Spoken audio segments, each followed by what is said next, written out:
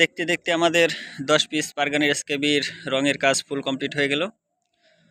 মোটামুটি 4.5 ঘন্টার মতো সময় লেগেছে এই 10 পিস মাল আপনার রং করতে, ভিতরে এবং বাহিরে, নিচে উপরে যা আছে সব। 4.5 ঘন্টা প্লাস সময় লেগেছে এই মালগুলো রং করতে। যদিও আপনার আজকে বিদ্যুতের অনেক ভালো ছিল, বিদ্যুৎ চলে যায়নি, যার কারণে আর 4.5 ঘন্টার মধ্যে কমপ্লিট হয়ে গেছে। আর যদি বিদ্যুৎ না থাকতো সেক্ষেত্রে আরও সময় লাগতো। তো ভিতরে এবং বাহিরে ফুল হচ্ছে চাইনিজ কালো রং, 12 মিলি গর্জন প্লাইবোর্ড, ডাবল পার্টিশন, 6 পিস পারগানের এসকেবি, কার্টুন ছাড়া, যেটা ডাইরেক্ট লাইট রাখতে পারবেন আপনার হ্যান্ডেলগুলো সহ। অন্যান্য অনেক এসকেবি দেখেছি যেগুলোর আপনার হ্যান্ডেল খুলিয়ে তারপর রাখতে হয়, আর এটার ক্ষেত্রে ওই রকম না। এটা শুধু আপনার হ্যান্ডেলগুলো হচ্ছে আপনার সোজা অবস্থায় রেখে জাস্ট ভিতরে বসিয়ে দিবেন, পাস কমপ্লিট। আর এমনি কোনো ঝামেলা নেই, পরে ঢাকনাটা লাগিয়ে দিবেন। আর আরেকটা জিনিস আপনাদের দেখায়, দেখেন যে যেখানে যে আপনার পন্সটা ব্যবহার করেছি, এটা হচ্ছে এমনিতেই কালো, তারপরে হচ্ছে আপনার এটার সাথে যেন ম্যাচিং হয় এই রংটার সাথে। তো এর জন্য আর কি এটার উপরে আবার আরেকটা রঙের টান দিয়েছি, যাতে আপনার এই রঙের সাথে এই রঙের একটা ম্যাচিং আসে, ওটা যতই কালো হোক না কেন। তো এর জন্য মূলত আজকে সময়টা বেশি লাগার কারণ। আর ভিতরে যদি দেখায়, দেখেন এই যে ভিতরেও হচ্ছে নিচে যে ফোমটা পরানো হয়েছে ওটাতেও হচ্ছে আপনার একটা রঙের টান দেওয়া হয়েছে, যাতে এসকেবিটার সাথে ম্যাচিং থাকে। আর চেনটা ছিল এসএস এর, চাইনিজ এসএস চেন, এটাকে হচ্ছে আপনার রং করে দেওয়া হয়েছে।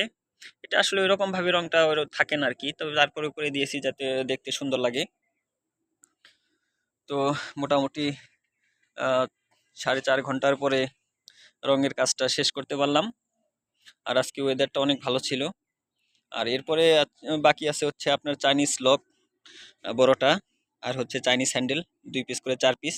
ওটা তো মিনিমাম হচ্ছে আপনার যদি 20 মিনিট করে সময় ধরি, তো সেই ক্ষেত্রে 10 পিস মারলে হচ্ছে আপনার 20 দুগুণে 40,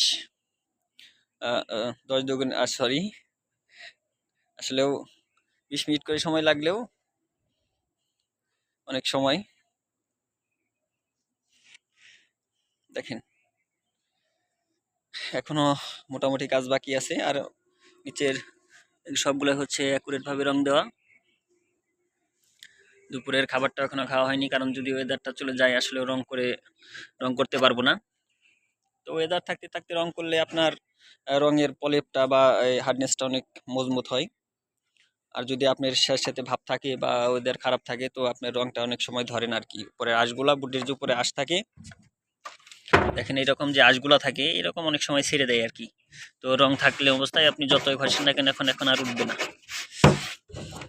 আসলে রং আপনার দামি হোক বা কম দামি, রোদ্রের একটু ছোঁয়া দিতেই হবে, তাহলে হচ্ছে রঙের গ্লেজটাও ভালো দেয় অনেক। দেখেন পিছনে হচ্ছে চেন কবজা দিয়ে আটকানো, আমাদের বস কোম্পানির হচ্ছে চেন কবজা, অনেক হ্যাভি মজবুত। ছেড়ে দিবেন, দ্বিতীয় কোনো লোকের প্রয়োজন নেই, জাস্ট খালি ঢাকনাটা উঠাবেন, ছেড়ে দিবেন, শেষ। তো রঙের খুঁটিনাটির যে বিষয়গুলো আছে, এখানে উপরে নিচে সাইডে ভিতরে যা আছে সব রং করে দেওয়া, কোনো জায়গায় কোনো বাকি নেই। তবে এমনও অনেক জায়গা থাকে যেগুলো হচ্ছে আপনার মেশিন গানটা ঢুকে না, বা ওখানে নিয়ে যাওয়া যায় না, যার কারণে দূর থেকে একটু দিতে হয়, হালকা রূপে ঝাপসা আর কি থাকে। তো ওই যে দিন শেষে একই, যে কাজের একটু 19-20 হাতের কাজ এটা থাকবেই। তো এটা হচ্ছে পরবর্তীতে আবার যখন ফুল চাইনিজ হ্যান্ডেল, চাইনিজ লকগুলো লাগাবো, তখন আবার আপনাদের একটা ভিডিও দেবো, সর্বশেষ একটা ভিডিও। তো কাজের প্রতিটা স্টেপ আপনাদের মাঝে দেখানোর চেষ্টা করি, বোর্ড থেকে শুরু করে, কাটিং থেকে শুরু করে, আপনার ফিটিং থেকে শুরু করে, ফিনিশিং থেকে শুরু করে, ফিটিং থেকে শুরু করে যা আছে প্রত্যেকটা স্টেপ বাই স্টেপ, যে কয়টা স্টেপ থাকুক না কেন, সেটা 5টা হোক, 6টা হোক, 8টা হোক, 10টা হোক, প্রত্যেকটা স্টেপ আপনাদের সাথে শেয়ার করি। অনেক সময় দু একটা মিস্টেক হয়ে যায় কাজের ব্যস্ততার কারণে, কাজের একটু প্রেশার থাকে, তো অনেক সময় ভিডিও করার ওইরকম ভাবে সুযোগ হয় না। তো তারপরেও চেষ্টা করি আপনাদের সবগুলো খুঁটিনাটি দেখানোর জন্য। আর এখানে মূলত যদি আপনাদের একটা জিনিস দেখাই, দেখেন উপরে যে পুটিংগুলা, তার কাটাগুলা মেরেছি বা স্ক্রুগুলা মেরেছি, দেখেন একটাও আপনারা পাবেন না, শুধু উপরে না, প্রত্যেকটা সাইড দেখেন যে তারপরে হচ্ছে এই যে এখানে যে জয়েন্টগুলো আছে দেখেন, মনে হবে যে তারকাটা স্ক্রু মেশিন এমনি আঠা দিয়ে আটকে দিয়েছি, আসলেও না ওইরকম ভাবে না। এখানে প্রত্যেকটা হচ্ছে স্ক্রুমার আছে, স্ক্রুর পরে হচ্ছে ফুটিং দিয়ে আটকানো, প্রত্যেকটা একই। শুধু পিনের যে আপনার চিহ্নটাই, পিনের চিহ্নটাই শুধু হচ্ছে থাকে, আবার বাকি সবগুলাই হচ্ছে আপনার ঢেকে দেওয়া হয়, ফুটিং দিয়ে আটকে দেওয়া হয়।